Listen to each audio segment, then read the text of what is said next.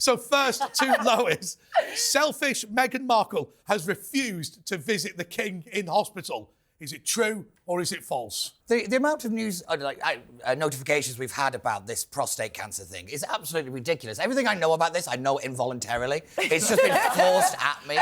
But don't get me wrong, it's very important that we raise the issue and all the rest of it. It's great. It's the first time a member of the royal family has been so open about it. That's very true. It's usually I don't want to private hear about and it, but I like that. I wouldn't want to hear if the Queen had some sort of weird illness. I like the mystery around the royal family. Well, we're talking about his crown jewels, aren't we? Oh. Thank you very much. Well, let me tell you, I don't know. In his case, you have to call it meat and two veg because crown jewels has multiple meanings. But what my worry is that Meghan is so desperate to go to the hospital, she'll go in disguise. She may even dress as Camilla or something. I'd love to see that. What she does is she gets the old Rod Hull outfit out and dresses as Camilla. Well, she's already self-identified as a different race, hasn't she? So why shouldn't she dress up as something else? I'm going to say, while the King is in hospital, I suppose we should mention that Princess Catherine, she's in the hospital as well, isn't she? Is it the same hospital? Yeah. It's quite touching in a way, and I wonder whether Prince Charles, once his prostate is on the mend, will pop in and say... Yeah. Well, hopefully it is. I wonder if when King Charles is particularly boo. I think they'll have real guards on the door that Meghan doesn't come in, because I know for a fact that it should be the last person he wants to see. I mean, I'm surprised she hasn't claimed to have a prostate problem herself, despite the obvious medical issue with saying that, just in order to muscle in on the action. Well, anything for publicity. Sorry, don't you think some of the mystique has gone? You know, he's talking about his prostate. You've got all these adverts, you know, for ladies' products using red-coloured liquid, and also, you know, talking about the menopause. Can't we have some mystique? No, Lois, agreed. the person to blame for this, and I'm sorry, but sporting legend aside, was Pele. Yeah. Get more information, I would, about erectile dysfunction. It's interesting you say that, Lois, because there was, not to get too nerdy about it, there was an English constitution called Walter Bagot, and he said the worst thing the royal family can do is let the light in on magic. Absolutely. And that's the point. Because then they can bring it down quite easily. The royal family is not supposed to be a normal I just want to stop everyone. You look at every other channel in this country right now, they're not talking about Baggots. That is the level. That is the level.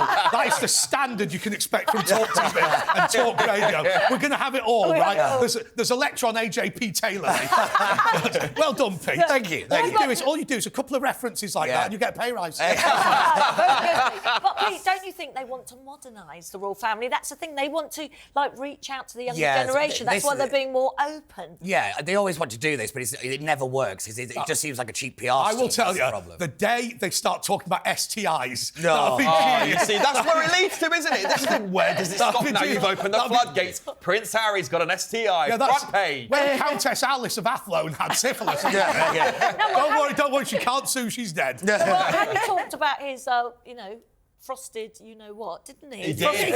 Frosted what? Frosted Willy. Who's got a frosted Willy? Harry, have you not read Spare? What, like Tony the Tiger? It was very funny because he was strangely interested in circumcision in that book. It was. That's sadly where my mind went to straight afterwards. I was thinking, that's the fifth reference to that. But anyway, OK. So, look, I will say one thing. I just want to ask all of you, do you think it was right or wrong? We'll just take a straw poll on King Charles talking about his prostate, because at the end of the day, women have massively cut cervical cancer and breast cancer as a result of being quite open about it. So should the boys do the same? I do think he did the right thing, actually. I genuinely do. I know there's the prostate charity cancer thing, and they don't get half as much as the attention of breast cancer awareness. Look, totally, he did the right thing, because men are dreadful at going to the doctor. My ex-husband had testicular cancer, and we did a load of publicity about it and really helping men get there and get early checkups. Yeah, I'm going to say no. I think the royal family needs a little bit of mysticism about it. I just want them to be special. What we want is now to just return to the question. Right, OK. Has Meghan Markle refused to see King Charles? Is it true or is it false?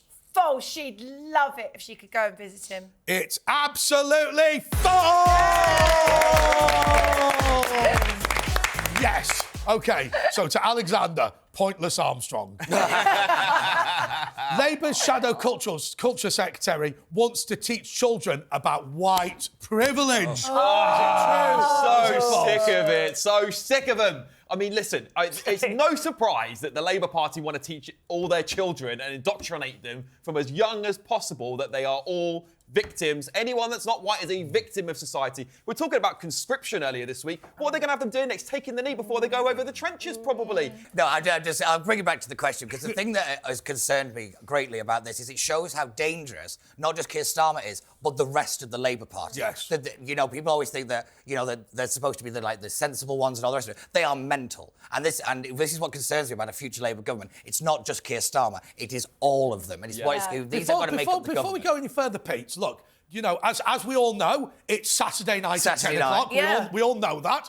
And that means we've got the late night phone in coming up next. Hey! And we always do a poll nowadays, or we did the first one last week. 67% of Talk TV and Talk Radio viewers and listeners want to vote reform, but you think that that's a waste of time because it lets Labour in. Yes, it does. So basically, my argument is it's looking likely that Keir Starmer is going to be the next Prime Minister. So what we should do, as people who sit on the right, is box him in. In other words, there is a difference between an elected dictator with 120 majority, which he's predicted to get, and a Prime Minister who has like 20 majority. No, hang on. Let me stick with Pete for a minute, because that'll become relevant over things like white privilege, won't it? With big majority. So first of all, explain to me what it is and what they're likely to attempt to do. Oh, what white privilege? What privilege is? Right, so white privilege is the idea that if you are born white Caucasian, that you are naturally more privileged in society. It is absolute categorical nonsense. And you know that, you're from Wigan. I know, yeah. I love the way you almost agree. But so this is the thing. It's one of these things that's rolled out to kind of just beat people down, and it's greatly concerning that this is going to be taught to kids. And the reason, Pete, just to be clear, that white privilege is important is because you and, well, in fact, all of us are secretly racist, but we don't know, do we? Yeah, exactly. So we're not bad. Because we are from a race that's traditionally done better. We are racist. White privilege is also used to justify things like positive discrimination, or as I call it, discrimination. You know, it's not, there's nothing positive about it. You know, if it was the other way around, people would lose their minds. And I think that this is why they bring it in. It's to kind of justify what they actually want to do. And it is dangerous, it is wrong, and it logically and just on a factual level, it makes no sense. Are you... Sorry, I'll tell you what. I was going to say, are you saying, but actually I'm saying, and because I think it is true, there are a faction still within the Labour Parliamentary Party who would rebel on stuff like this, and they might actually, whilst they're not in the majority, they might actually beat Starmer with a smaller majority. So this let's hope so, because if Keir Starmer, which it looks like he will be our next Prime Minister, we're going to get more and more and more of this. And as a mother, I mean, if my kids were still at school, I'd be very, very worried. Well, can we put a little bit of balance on the Reform Party here? Because we want a balance to please our Ofcom overlords. Right, so listen, the Tory Party has failed on all of this stuff over decades, right? And to say we have to vote for them just to give Keir Starmer a lesser majority is nonsense. They need to be taught a lesson. They need to be shown their values. They need to be stripped of all these wet liberals and these things they shouldn't have had in the first place. They need to lose to re-establish themselves. Alex, the problem is you can't go into a general election and all of them lose. Now,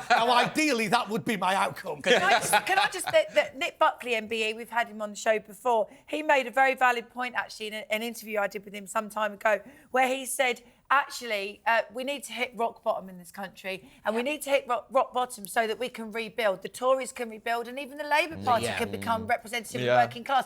He said, Labour will get us there quicker. He said, so let's get Labour in, they can flatline us, and then a proper Tory party backed up by some of the smaller parties. But Lois, have we not hit rock bottom when you are in a position when, and it happens all the time, where somebody can run out with a knife, shout Allah Akbar, slice people up, go into the police station and go, I'm doing it because I'm a radical Muslim, and the courts decide that they're mentally ill? Yes, no, absolutely. But in terms of having a Conservative Party, which is in effect a de facto communist at the moment, they need to rebuild with proper Conservatives. Lois, I have to say, first of all, I love you to bits. Secondly, I'm proud to have you on this show. And thirdly, part of that pride is that you think that Rishi Sunak, a man who made 100 to 200 million in the markets, is a communist. I can only applaud you. Very good, Well very done. good. Thank you very But much. look, this is my point, right? Is that the Tories have had all this time to sort these issues True, out, yeah. and they haven't done so. Saving them is like saving a terminally ill patient. That's got nothing left to Okay. give. We're gonna have to. We're gonna Oh, have to move do on. throw the terminal Turn patient them in the river. Rip it off What the they've wall. done is left everyone in the political wilderness. They have, Because those yeah. that are Tories and voted Tory, like myself, don't want to do that anymore. We do have to move on because we have to pretend it's a quiz show. Right, come on, speed it up. Right. So to Alexander, Labour's shadow culture secretary do they want to teach children about white privilege? Oh, I bet they absolutely do. It's absolutely true! Okay. Culture Secretary's initials, turd or something. Yeah, T-E-R-D. Yeah. Now, Lizzie, this is one of those questions which have been written up where you can take it one of two ways. Interesting. How else do you take it? But anyway, it could be. Well, let's get on with it. The Home Office says they've lost over 17,000 asylum seekers. Now, it could be also written, the Home Office say they've only lost 17,000. Are you sure? They're not Is very... it true or is it false? Well, let's be honest. The Home Office aren't very good with their numbers, are they? And they're an absolute shambolic mess. And I can't even believe there's still 180,000 still waiting The only to thing, be the only thing that could improve the Home Office is number collection and data analytics would be implementing the Horizon system, which would actually be an improvement. My God, the Home Office is an absolute shambolic. I mean, actually, talking to the Horizon system, it's almost true of the Home Office. The numbers doubled in front of my eyes. Yeah, exactly. But look, what is going on? What is going on? Now they're allowed to work if they've been here a year? Yeah, I mean, it's disgusting. And even in healthcare, I mean, if my mum is in a very old age, I would be scared stiff being looked after. We don't know where they're from. They throw away their official papers. We've seen it. We know that. They could be terrorists, criminals. We don't know where they've come from. This is very worrying. This is the bit that people misunderstand about somebody who comes in illegally. Right. The first and most important thing you've got to bear in mind is they're not entitled to come to the UK, or otherwise they would come legitimately. Yeah. So that in of itself, you've got to ask yourself why it is. Which is going to be one of a number of reasons. I don't have the skills the United Kingdom requires, has no prospect of earning enough money to be a benefit to the taxpayer, having serious criminal convictions, but whatever the reason is, none of them are good. Yeah. Well, the funny thing that makes them a criminal. I'm sorry if you come through the wrong way. Absolutely. Well, it's called illegal immigration for a reason, right? The hypocrisy over this is that for illegal migrants, they need the right to work. They need to have a document that says that I have the right to work in this country. So what, are we just going to be dishing them out at the channel as they come through? It's by the way, bonkers. it's not called illegal immigration. In America, it's now called undocumented. But also, it's not particularly fair in any case to people like, for example, you know, if they get housing benefit and they're on benefits and they can only work a certain amount of hours, it's not really worth their while anyway. But these individuals are getting housing and they're getting a baseline amount of money, and I think they might get vouchers. And they're being allowed to work. Our own Indigenous people aren't allowed. Hilariously, they're also being put first above people who are actually waiting on this living priority. Like our veterans. Look at our veterans that are sleeping rough on the street. Let me tell you about the town of Windsor. Very simple. What happens is because of the whole of Berkshire effectively sharing housing, you end up in a situation where soldiers who fought for this country who live in Windsor are basically returned to Newcastle, whereas people who are more recent migrants, because they've got family there and whatever, they all get the housing instead. Yeah, so what's interesting is how this story came about. It was actually the Permanent Secretary of the Home Office was being questioned by a group of MPs, I think it was the Home Affairs Select Committee, and he didn't know a single answer to a question he was asked. When I hear from the Irish Freedom Party that something like, 40% of national insurance numbers in the Republic of Ireland have been issued to people not born in the Republic of Ireland, do I believe the population of Ireland has increased by 40%? Or do I believe that there are people jumping on a ferry and using it as a backdoor into the UK? 100%. And this is a prime example of what we call institutional decline. Yeah. And this is probably one of the most dangerous Baggots, institutional decline. We've got it all. We bring a bit of class to it. I've got the glasses on today. So this is actually really important. If you cannot trust these government departments to be telling you the truth and to be competent and to actually run the country. You know, the civil service was once called the Rolls-Royce of England. And it's staggering. That was a long time ago. A long time ago. Lizzie, I know I've mentioned a couple of times the post office in relation to this, but the reason I mention it is because we've seen all of these executive agencies growing in power, declining in competence, I believe that's because of lack of democratic oversight, by the way. But then they'll go, well, we've done our best. Well, let me tell you, I'm very good friends with one of the main people you're that very good friends with everyone. Yes, but she was featured, the main feature in the ITV drama about the post office scandal, Jo Hamilton. And what is so shocking, her life was wrecked. No one would listen. The government didn't want to help her do anything. I think and, you know, they really have to be held to account in every way, because no compensation can give back what happened to her. But we have the situation with the Environment Agency as well, where they've banned dredging that's gone on for hundreds of years in some cases, and then when there is flood, they go, well, it's climate change. Yeah, exactly. I mean, thankfully in Ireland, you're seeing a lot of resistance to this rubbish now. Conor McGregor actually has been one of the leading figures in this, and he looks like he would wipe the floor in a presidential election, which I would love to watch, by the way. I think that would be brilliant. Would be great. What are you talking about? What are you talking about? Get off. I think they should have the whole thing as a boxing match, because it would just be brilliant. Is that little fella still there? Yeah, that's what I mean. It would be like some Harry Potter-esque kind of... Biden about it was so funny. He did look from a Harry Potter movie, didn't he? We have the presidential Royal Rumble one day, Trump with McGregor. It'd be brilliant. Biden, Clinton. I was going to say, though, Andre, I think you are bang on is the main problem here, is the complete lack of accountability. Yes. What do you actually have to do to get fired as a civil servant? Yeah. What, I mean, can you not remember... Literally nothing you can do. But no, do you not remember the incident when somebody tweeted out, imagine right-wing. working for these bunch of liars or something. They stopped the investigation because he said it was too difficult to find out who it is. I was like, it can't be that difficult, because surely not that many people have access to the proper Twitter account. Yeah. And it was just, everything's covered up, everything is shuffled off. Yeah. And David Cameron tried to reform the civil service. Did he try? And then it was just so ridiculous. They put so many blockages in place. Well, it's impossible. Don't forget Lord David Cameron said that migration would be in the tens and thousands. Oh, we got that right, didn't he? He knew that. The biggest danger you've got is the lack of oversight. But anyway, Lizzie, so 17,000.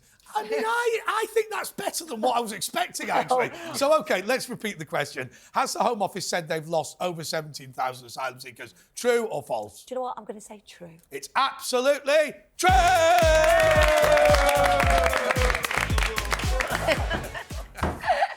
OK.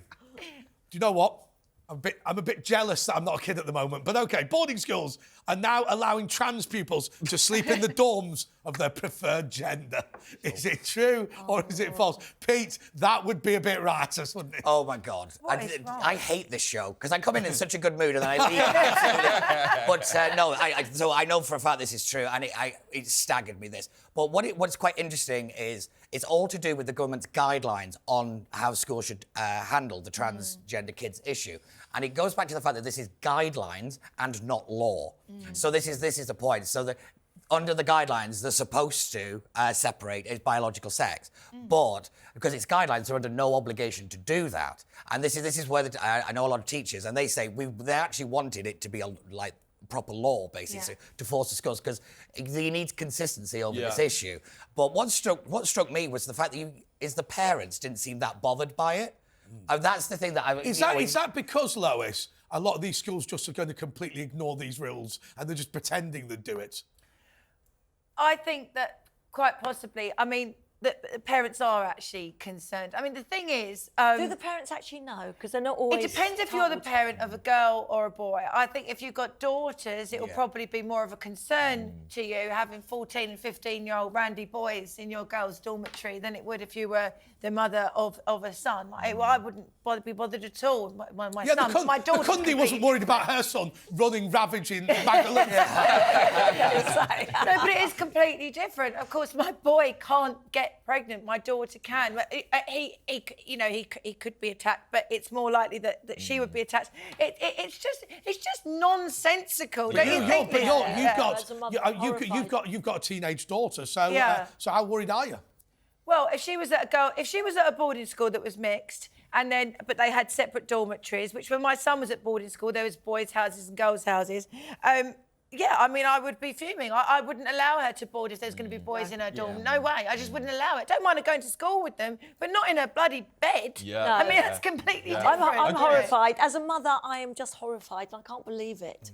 And I can't believe that parents wouldn't be in uproar about this. But Lizzie, do you think that parents are afraid potentially, because they don't want to sound like they're transphobic. Whenever I mention about the trans community, which I say always need to be treated with kind and understanding and kindness, but, you know, I get absolute awful stuff written to me on X. Have boarding schools now offered to house trans children in the dorm of the gender of whichever they choose to believe they are? Sadly, it's true. It's absolutely true! That was The Woke That Was continues after the break. Welcome back to That Was The Woke That Was. This, as you know, is a momentous evening for That Was The Woke That Was. In this amazing new studio, we've got some of our better guests. Well, I'm lying. But anyway, because it's a special night for us, we've got a special guest. It's the cousin of the woke wabbit. It's his American cousin, the white wing wabbit! Hey! Okay. Quick, fast. That was fast. Right, that was fast. That was fast. Where's the American accent? Gone? That was fast. Sorry. Well, right, do the American accent properly. I just did. Okay, right. Okay, here we go. So, what have you been up to this week, White Wing Rabbit? I'm trying to find my cousin. All right, where's he gone? You tell me, man. He's on a protest or something. He's horrible. He's been lost by the Home Office. Yeah. Okay, so what are the scores, White Wing Rabbit? Lois, you need a win. Your eyelash fell off. You're on 1 million points. Thanks a lot. 1 million points for Lois! What the rest of the scores? Hey, what about me? Yes. Sadiq Khan has said he would love to be an Uber driver after he leaves office. Is it true or is it false?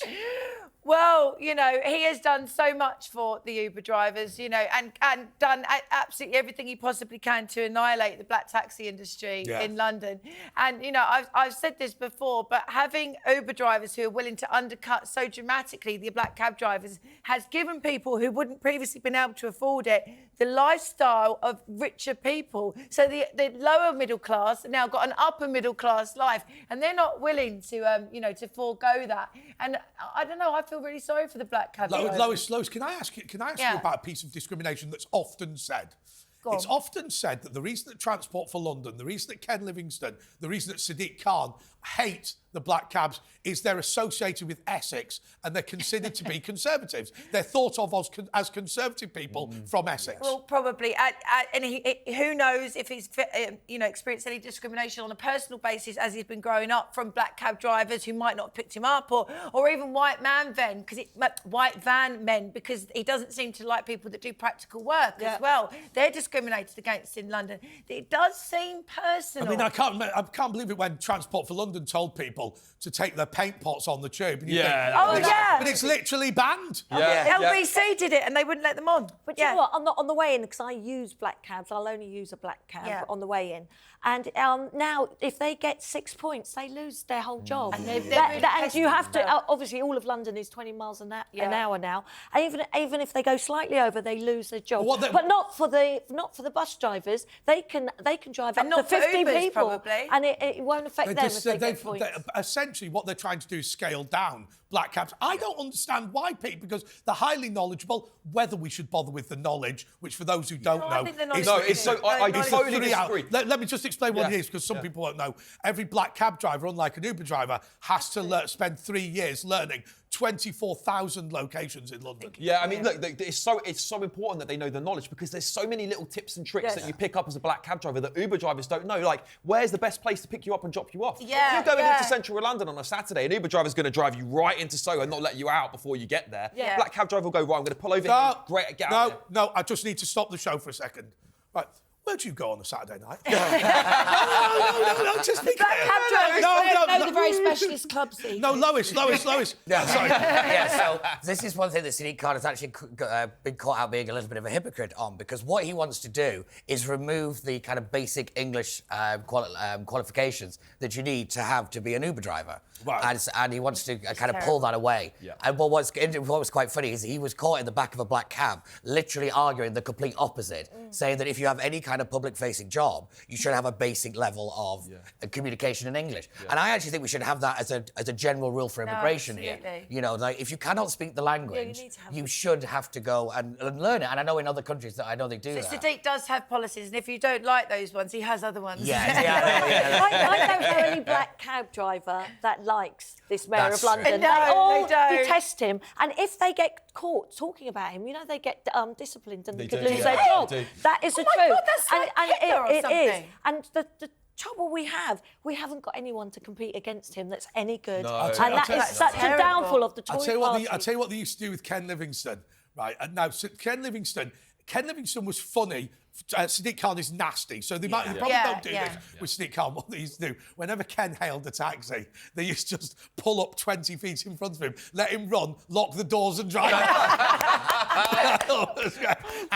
it's terrible, Hitler. I just liked him. I know I'm not what his policies were, but he was a character. No, but I think He does like newts. I do think you're right there, Andre. It does seem to be like a very personal kind of vendetta that he's got. Does, he just seems to have a very nasty streak about how he approaches Spoiled. politics. Could it be? I mean, look, Sadiq has always got a chip, as you said. It could be that a lot of people from his community, I think including his father, were bus drivers and bus conductors, and maybe they didn't feel very welcome. Maybe, yeah, because he. But I mean, we're talking in 1960. I know, yeah. I mean, a lot of those taxi drivers are now dead. No, it's just totally unfair, and he's taxing all the ULEZ. I mean, it's the vulnerable and the poorest people he's really hitting, and he doesn't care. And I think that's the most shocking thing is he doesn't care. No. And you know, he's frozen the price of the tube.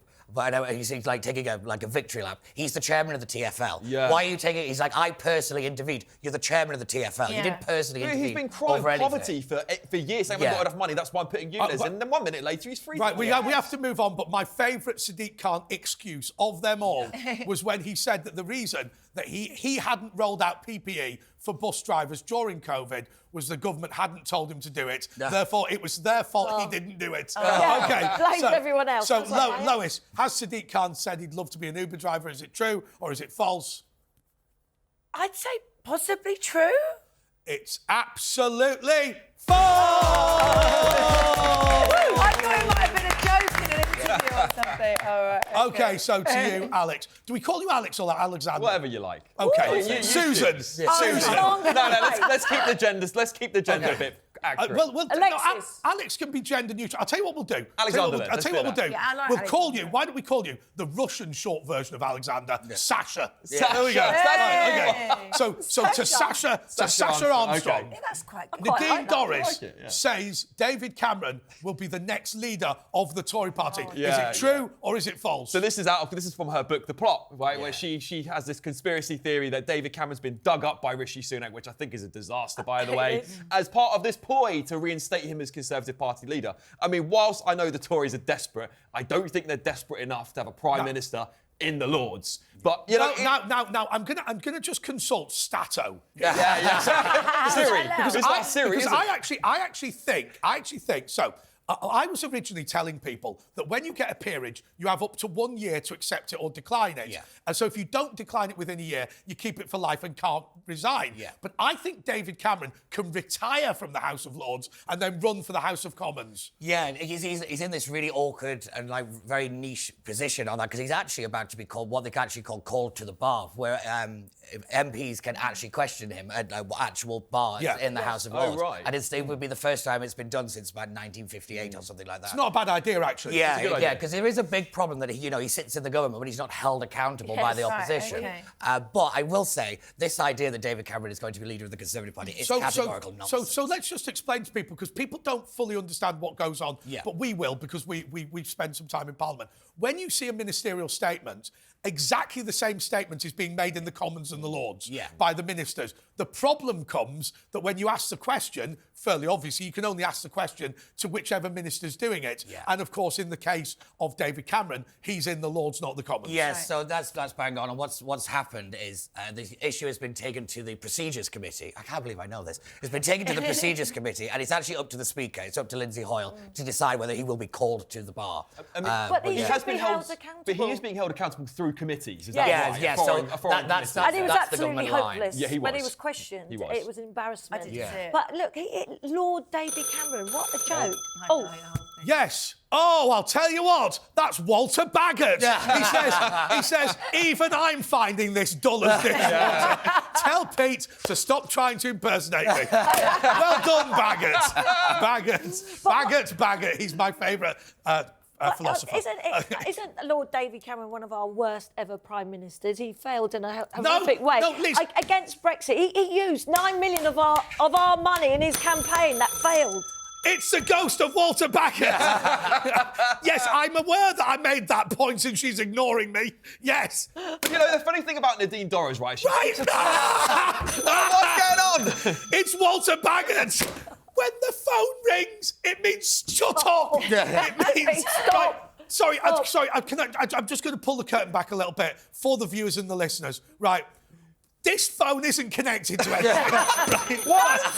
It's Walter Baggott. Right? You're spoiling Walter the magic. Baggott says this phone isn't connected to anything. When the gallery think you're boring them, the phone rings. Oh no! Don't break the fourth wall, Andre. Oh please, save me! We've got this nice new studio.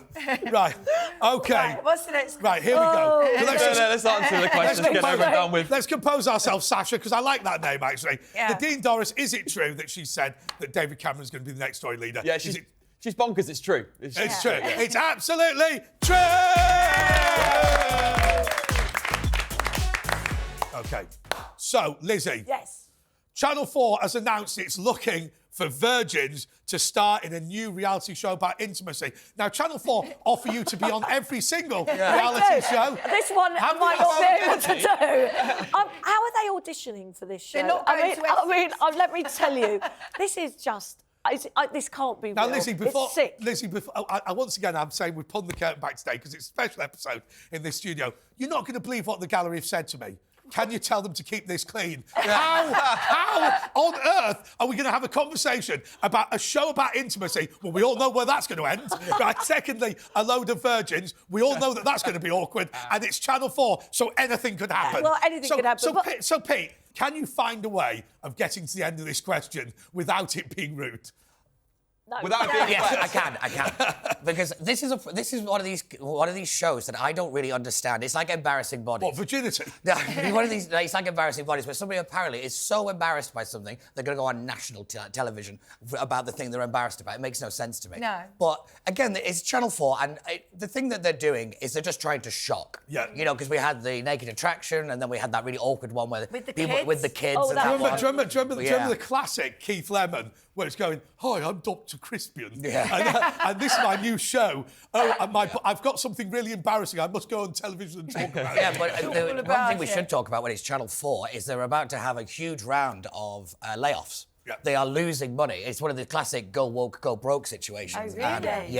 And there is actual rumours that they might have to sell the studios that they've got. They're in that much financial trouble. By the way, they spent £1 million on the Yes. giant number 4. Yeah. Outside the Really? studio. But Yeah. surely these sort of shows aren't helping because everyone knows they're just doing this for shock value. But okay, right. And we're just gonna say yes or no. I'm just gonna say yes or Okay. no. But I will start with yes to this.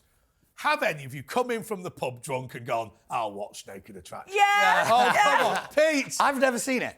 Yes. No, I've never seen it either. Lie. All right. I freeze seriously. frame it.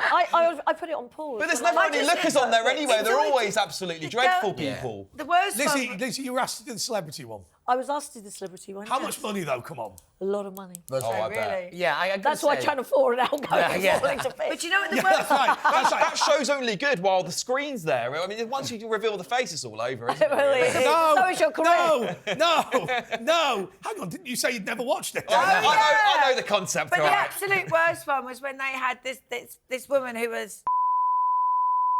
I thought, what the hell is that? Right, Yeah. let's Can you describe it for us? No, Can you describe what no. you saw? Horrible. Right, that isn't the phone ringing. It's them saying, "Please, let's move on." As Channel 4 announced it's looking for a group of virgins for a new TV show about intimacy, Lizzie. Is it true or is it false? I'm going to say true. It's absolutely true!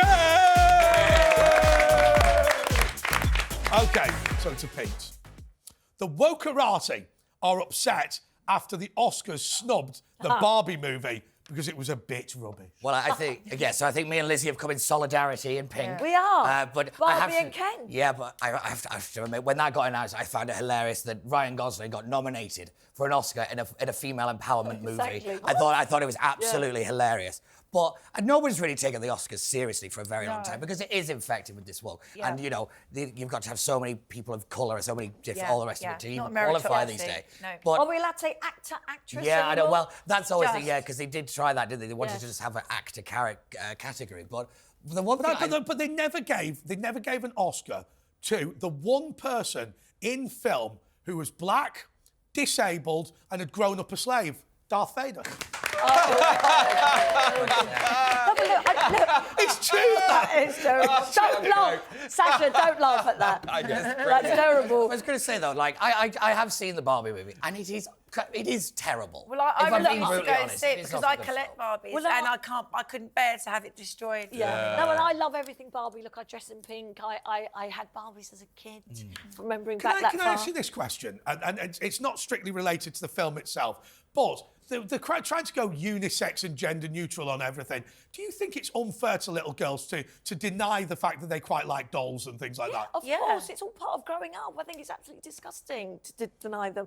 I mean, because the idea that we hear all the time is, oh, girls are being forced into being housewives with this. I actually think the maternal instinct exists to an extent with every girl that's born. Listen, I used to love Tiny Tears, having the baby that used to cry and all of I that. know you look at me as well, I remember that. I wasn't even born. Tiny Tears peed itself It as well. did, it peed itself. And Girls' World used to pull their hair and their head get longer. Lizzie, would you agree there was two different types of little girls, though? The ones that liked the babies in the prams and the one that liked Barbies? Because I was very much, I wanted the Barbies. I wasn't interested in the babies. Oh, I like side. both. Oh, I you like a bit of both. Oh, okay. But the fact is, look, I love Barbie, I do. but the fact is, this film was rubbish, and that's the reason why it hasn't been because nominated. it really annoys because obviously it made, I think it was over $1 billion. only And everyone's 'cause it was saying, Barbie. so therefore it must be a good movie. No. Yeah. That's not how it works. True. And what annoys me the most about the Oscars now is it's not really about whether the film is any good. It's really like what diversity box does it tick? before we go any further,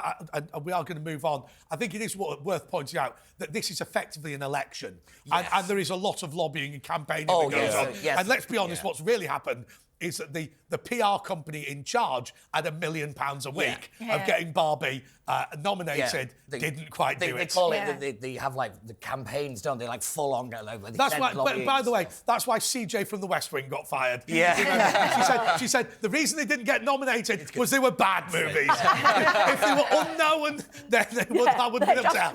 They were just bad. Anyway, Pete, have the wokerati got upset over the Barbie nomination for the Oscars? Or They have indeed, it's true. It's absolutely true!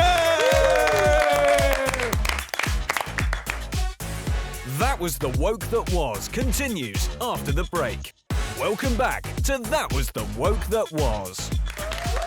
A headmistress in London has received death threats after introducing a prayer ban. I actually think that question's slightly unfairly worded.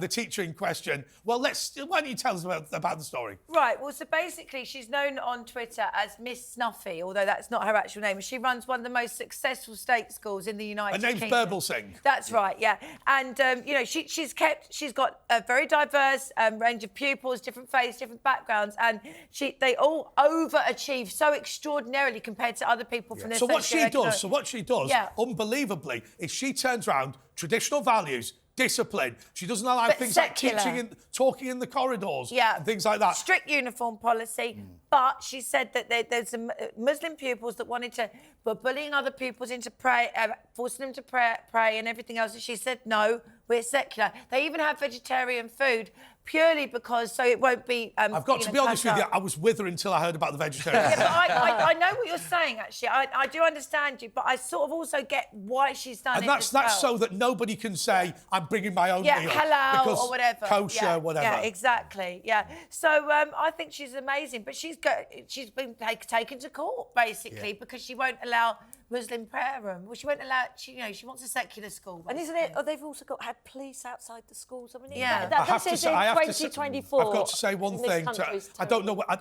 The name Sasha is actually sticking in my mind. Okay. But Alex, one of the things that really worries me is that time and time again we've got people, radicals, Islamic radicals, who have no connection with these communities and no connection with these schools, who are bullying people. We've seen teachers go into hiding. We've seen schools closed down. I mean, we haven't had a situation in the mainland United Kingdom of young people being prohibited from going to school based on their faith in hundreds of years, and yet it's back. It's crazy, isn't it, really? I mean, look at Berkeley Primary School as a good comparison of this school, actually, that Michaela Academy that Catherine Burbelsing runs. So Berkeley Primary School has been shut down, effectively closed, since December because there's radical pro-Palestine activists throwing glass bottles, calling in bomb threats, racist phone calls to the teachers. Look at the comparison between the way she runs her school and the way that school's being run. And this is the real problem we have, particularly in London schools. As you said, overrun. Can I say to you, the stupid thing about that, there was a very simple solution to anyone who had relatives who died on either side. What you do with your uniform, you wear a black armband. Sure. That's it. It doesn't have to be affiliated. What you don't do, because I bet you these badges, we're wearing this in solidarity to our dead relatives, I bet you're not probably very closely related to them. And number two, it'll be some Hamas jihadi. So look, let's just be clear about this. Look, the Mayor of London would have had the Met Police there if this was white activists. They would have been shut down, arrested and locked up quicker than you could blink. He'd be on Twitter. Exactly. So it's the hypocrisy for me. It's like one rule for people of a certain class and ethnicity and one rule for white activists. But let me ask you this. Lizzie. I'm starting to believe that part of the reason for the light touch policing is that if the police weigh in and try and take action against these people, they will be defeated. If you look at that Palestinian protest, there is a reason, as far as I'm concerned, why the police were pretending not to see anything bad going on. Because if they'd have waded in, then they'd have been beaten up. Well, that's true. Look, I got caught up in the protests. I was trying to get to work, and all the tubes were closed. I had to leave the car. I couldn't get anywhere, and I got actually threatened. And I said to one of the policemen, why aren't you actually doing anything? And he said, because we're scared it will really kick off if we do anything. And that is the problem. And unfortunately, whatever you think, I mean, I'm a Catholic, therefore the state religion of this country is the Church of England, of which I'm not a member. I don't have a problem with an established religion. We have brought in this country, put back blasphemy, explicitly Islamic blasphemy. If you attempt, and by the way, I wouldn't do this because I've no idea I've no desire to offend my neighbour. But if you offend the Prophet Muhammad or you burn the Quran, then you will be prosecuted. Now, I have to say, I don't believe you should do either of those things because why upset people? But they shouldn't be a criminal offence. But also, religion shouldn't go above results in school. Isn't it all about results? It is a shame, though, actually, ultimately, that they can't have. I mean, I'm a Christian. It is a shame for me that she can't have religion in her school, but I understand why she's done it. But then go to an all-faith school. Like, I was a Catholic. I went to a Catholic school where we used to have But it has to be said, and I'm going to give Pete the final word, but I do want to just ask you this, Lizzie. I, as a Catholic, in some ways, and I appreciate this is not the God channel, but in some ways, I think that the established Church of England has been a big mistake, and I'll tell you why. Because what it's allowed woke people in the civil service to appoint left-wing bishops who have not stood up for Christianity in Britain, and that's had disastrous results. Remember, most Catholics go to Catholic schools. No Church of England, well not many, do anyway. And the Archbishop of Wokery, I mean, with all that land he has, why doesn't he look after the immigrants on his land and build houses? I have to say, for an organisation that's tax exempt to complain about the lack of public resources, it's unbelievable. But of course, the reality is with a lot of these bishops, and it's true of Welby. You know, Welby made a lot of money. He's like Alfred Nobel, right? Do you remember the story of Alfred Nobel? His obituaries didn't read the way that he wanted them to read, and he actually wasn't dead. There was a mistake made. And basically, when they said this man was a dynamite manufacturer who killed 1 million people, he went, I'll tell you what I'll do. I'll create the Nobel Peace Prize to shine up my reputation. That is Welby. Welby is an oil guy, right? And basically, in his old age, now he's made a couple of million. He wants to shine up his reputation. But Pete. Yeah, so when it comes to this, why is anybody surprised? We have not stood up for liberal education in this country for years. I mean, let's look at Batley Grammar School where that teacher is... do you mean liberal or libertarian? Liberal education. Okay, all right, and I actually agree with what this teacher wanted to do with banning religion out of schools, because I do think you should be able to show the cartoon of the Prophet Muhammad, and you should be able to do it because we are not...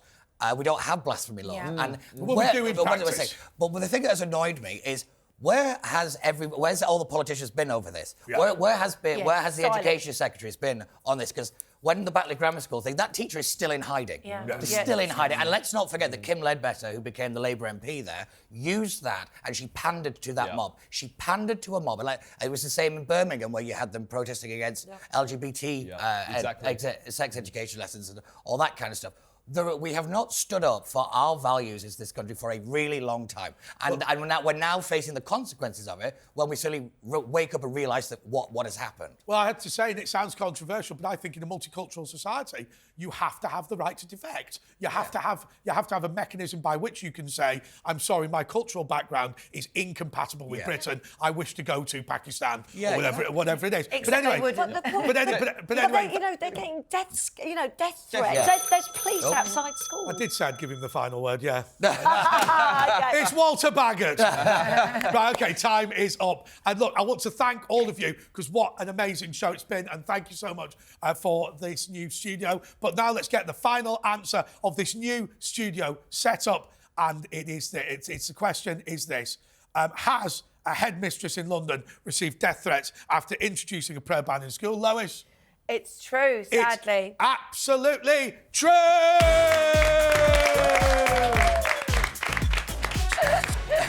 Up. What are the final scores? White Wing Rabbit. And this time, remember, you're American. Lizzie wins! Lizzie wins! Now, I want to thank Lois Perry. I want to thank Sasha Armstrong. I want to thank Lizzie Cundy and, of course, Pete Barnes. And I want to say to you, you are the useless... I hate you! Until next week!